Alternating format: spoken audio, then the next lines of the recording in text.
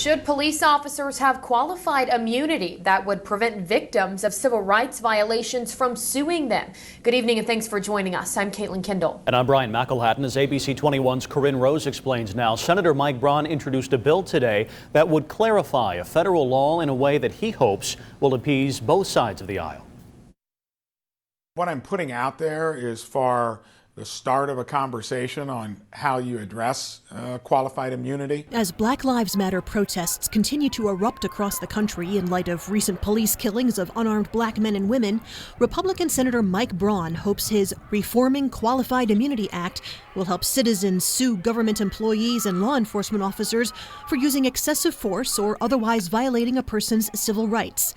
While Democrats and civil rights organizations want to eliminate qualified immunity, Republicans and police unions are firmly against it. Braun says he doesn't care about the potential political fallout over his bill. It straddles that balance between eliminating frivolous lawsuits, but letting those that are beyond the pale, that do need the ability for the plaintiff to be able to actually make the case that his or her civil rights have been violated.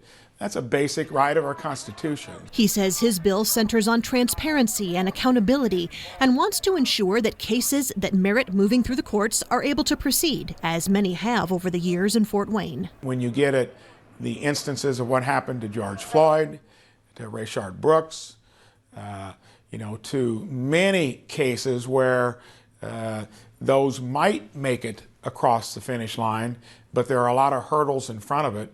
And this is just to find a way to make the process easier. Braun says he hopes his proposal will be incorporated into Black Republican Senator Tim Scott's proposed Justice Act that provides federal grant incentives to police departments that curb controversial practices like chokeholds, something Democrats say doesn't go far enough. The moral compass, I think, says do something.